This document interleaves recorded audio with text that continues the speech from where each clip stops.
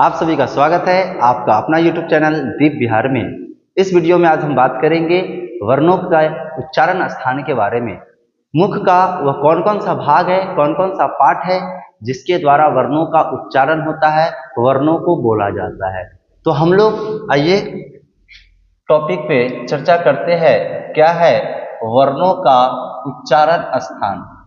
वर्णों का उच्चारण स्थान मतलब कि मुख के किस किस भाग से किस किस वर्ण का उच्चारण होता है, उस मुख के किस किस भाग से वर्ण को बोला जाता है। तो वर्ण में आप देखते होइएगा कि एक आपको स्वर होता है और दूसरा क्या होता है, आपका व्यंजन होता है। इसी स्वर और व्यंजन के बारे में देखेंगे कि किस स्वर को मुख के किस भाग से उच्चारण किया जाता है, व्यंजन वर्ण को मुख के किस भाग से उच्चारण किया जाता है। तो सबसे पहले हम लोग मुख के अंदर में उच्चारण स्थान को देख ले। तो सबसे पहला आता है कंठ। क्या चीज आता है? कंठ, मतलब कि कंठ। उसके बाद आपका आता है तालव्य, मतलब कि तालु। उसके बाद आपका आता है मूर्धन्य। क्या चीज आता है? मूर्धन्य, यानी कि मूर्धा आता है। उसके बाद फिर आपका क्या आता है, ध्यान रखिएगा। इसके बाद आपका आ जाता है ओष्ठ। क्या आता है? ओष्ठ आ जाता है, यानी ओष्ठ मतलब कि होठ। तो कंठ हो गया, तालु हो गया, मूर्धा हो गया, ओष्ठ हो गया। उसके बाद आपका आता है कंठ तालव्य। क्या चीज आता है? कंठ तालव्य। कंठ तालव्य का मतलब होता है, इसमें आपको पाया जाता है कंठ और तालु मिलकर, यानी कुछ वर्णों का उच्चारण स्थान कंठ और तालु के मिलने से होता है। कंठ तालव्य के बाद आपका आता है कंठोष्ठ। क्या चीज आता है? कंठोष्ठ आता है। कंठोष्ठ का मतलब होता है, ध्यान रखिएगा कि इसमें आपका क्या आ जाएगा, कंठ और ओष्ठ, यानी कुछ वर्ण ऐसे हैं जिसका उच्चारण किसके किसके मिलने से होता है, कंठ और ओष्ठ के मिलने से होता है। उसके बाद आपका याद रखिएगा दंतोष्ठ, दंतोष्ठ। ठीक है, इसमें कौन कौन मिलेगा? दंत मतलब दांत, और क्या मिलेगा? ओष्ठ मिलेगा। तो 1 2 3 4 5 6 7। अब यहाँ पे ध्यान रखें कि कंठ से हो गया, तालु से हो गया, मूर्धा से हो गया, ओष्ठ से हो गया। उसके बाद आपका हो गया कंठ तालव से, कंठोष्ठ से, दंठोष्ठ से, और एक और यहाँ पे आपका याद रखना है दंत। दंत का मतलब दांत से। यानी आपके मुख के अंदर में इतने सारे उच्चारण स्थान पाठ है, भाग है, और इन्हीं भागों से स्वर वर्ण और व्यंजन वर्ण का जो है उच्चारण होता है। तो सबसे पहले आपका क्या है, कंठ है। क्या चीज है? कंठ वर्ण है। आइए वो अब हम लोग देखेंगे कि वो कौन कौन सा वर्ण है जिसका उच्चारण कंठ से होता है। ठीक है, चलिए तो सबसे पहले हम बात कर लेते हैं कंठ के बारे में। बात कर लेते हैं किसके बारे में? बात कर लेते हैं कंठ के बारे में बात कर लेते हैं। तो देखिए आपका अ, आ, ह और क वर्ग याद रखिएगा। अब इसको आप समझिएगा, ध्यान रखिए। कंठ से बोले जाने वाली वर्ण कौन कौन सी है? अ, आ, ह और क वर्ग। क वर्ग का मतलब क, ख, ग, घ, अंग। क, ख, ग, घ, अंग। तो 5 इसमें हो गया, 6 7 8। मतलब कि जब अ, आ, ह और क वर्ग में पांचों, क से अंगा तक अगर किसी को बोलिएगा तो उसके उच्चारण में आपका मुख का कौन सा भाग शामिल होगा? मुख्य रूप से कंठ से वो आवाज निकलेगा। जैसे आप उच्चारण करके देख लीजिए, अ, आ, ह, क, ख, ग, घ, अंग। तो ये हो गया आपका कंठ से बोले जाने वाली वर्ण कौन कौन से है? अ, आ, ह और क वर्ग। तो क वर्ग में पांचों आ गया, क, ख, ग, घ, अंग। चलिए कंठ से हम लोगों ने देख लिया। दूसरा आपका क्या है? तालु से है, तालव्य से है। चलिए तो तालु से कौन कौन है, ध्यान रखिएगा। एक आपका आता है ह्रस्व ई, उसके बाद आता है दीर्घ ई, उसके बाद आपका आता है य, उसके बाद आता है आपका तालव्य स, उसके बाद आपका आता है च वर्ग। ध्यान रखिएगा, यानी कि ह्रस्व ई, दीर्घ ई, य, तालव्य स और च वर्ग। तो च वर्ग में कौन हो जाएगा? च, छ, ज, झ, य। ठीक है, तो इन सभी को बोला जाएगा किससे? तालु से बोला जाएगा। तीसरा आपका क्या है? मूर्धन्य है, यानी मूर्धा से बोले जाने वाली वर्ण कौन कौन सी है? तो याद रखिएगा, इसमें आपका आ जाएगा री आ जाएगा, र आ जाएगा, मूर्धन्य स आ जाएगा और ट वर्ग आ जाएगा। ठीक है ना? तो री, र, मूर्धन्य स और ट वर्ग। ट वर्ग का मतलब ट, ठ, ड, ढ, ट वर्ग ना।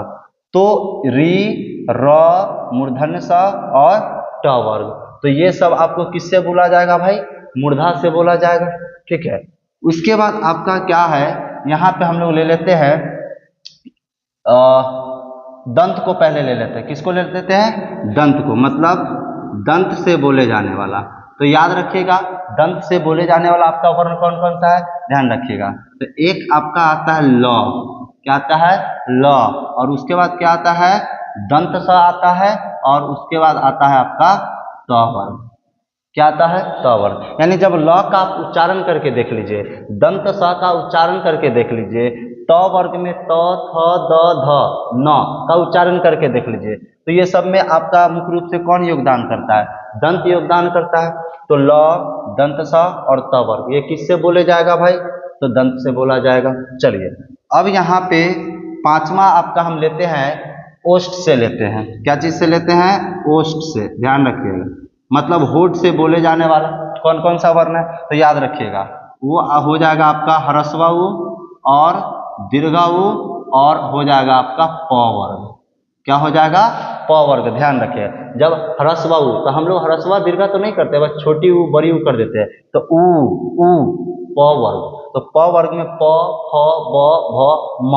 तो इस सब का देखिएगा कि ओष्ठ का स्पर्श हो रहा है, ऊपरी ओठ और निचली ओठ दोनों का स्पर्श हो रहा है। प वर्ग बोलिए, या ह्रस्व उ बोलिए, या दीर्घ उ बोलिए। ठीक है, तो आप लोग छोटी उ और बड़ी उ, छोटी ई बड़ी ऐसे नहीं पढ़िएगा। ह्रस्व उ, दीर्घ उ, ह्रस्व ई, दीर्घ ई, ऐसे इसका उच्चारण कीजिएगा। ओष्ठ के बाद आपका क्या आता है? छठे नंबर पे कंठ तालव्य। क्या चीज है? कंठ तालव्य है। आ जाइए, कंठ तालव्य मतलब इसमें कंठ और तालु दोनों जो है शामिल होगा। तो इसमें आपका आ जाएगा ए और ए। याद रखिएगा, तो ए और ए जो वर्ण है उसके उच्चारण में कौन सा भाग लेता है भाई? तो कंठ तालव्य। मतलब ए और ए का उच्चारण कहाँ से होगा? कंठ और तालव्य के मिलने से होगा। उसके बाद तालव्य का मतलब तालु, कंठ का मतलब तो समझ ही रहे। साथ में आपका क्या है भाई? कंठोष्ठ है। क्या चीज है? कंठोष्ठ। तो देखिए, कंठोष्ठ की बात कर लेते हैं। किसकी बात कर लेते हैं? कंठोष्ठ की बात कर लेते हैं। तो कंठोष्ठ में कौन आता है? कंठ आएगा और ओष्ठ आएगा। तो इसमें आ जाएगा आपका ओ और औ। ओ और क्या आ जाएगा? औ आ जाएगा। यानी कंठोष्ठ में कंठ और ओष्ठ शामिल है, दो पार्ट शामिल है। तो वो दोनों पार्ट को मिलाकर कौन कौन सा वर्ण बोला जाता है भाई? तो ओ और औ। तो जब ओ और औ का उच्चारण कीजिएगा तो इसका आपका आवाज जो है कंठ से निकलेगा, और इसमें ओठ, दोनों ओठ जो है देखिएगा ऊपर नीचे ब्रेक डांस करेगा, पार्टिसिपेट करेगा इसमें। तो कंठोष्ठ से कौन है भाई? ओ और औ। उसके बाद आपका क्या है? दंथोष्ठ है। आठवां में क्या है? दंथोष्ठ है। याद रखिएगा, आठवां में क्या है? दंथोष्ठ है। तो दंथोष्ठ मतलब दांत और ओष्ठ से बोले जाने वाला। दंथोष्ठ का मतलब क्या हुआ? दांत और ओष्ठ से बोले जाने वाला। तो वो आपका आ जाएगा व। क्या आ जाएगा? व। तो दंत और ओष्ठ से बोले जाने वाला कौन हो गया भाई?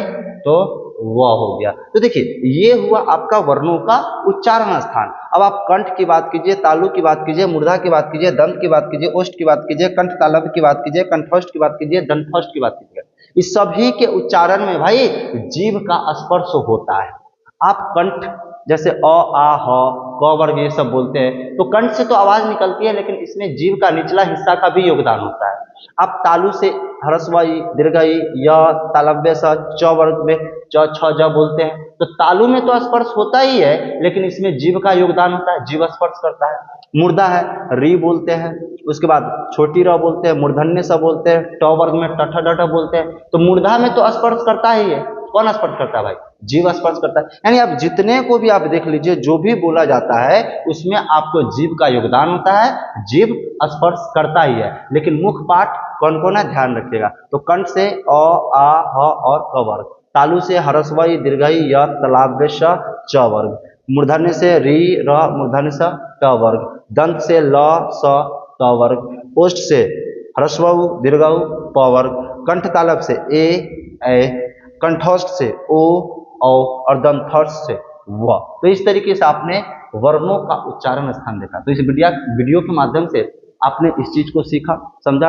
वाकई में वीडियो अच्छी लगी हो तो लाइक कीजिएगा, शेयर कीजिएगा अपने दोस्तों के साथ, कमेंट कीजिएगा, और अभी तक चैनल सब्सक्राइब नहीं किए तो सब्सक्राइब कर लीजिए, क्योंकि इसी तरीके का वीडियो जो है हम आपके लिए लेकर आते रहेंगे। Thank you, all the best.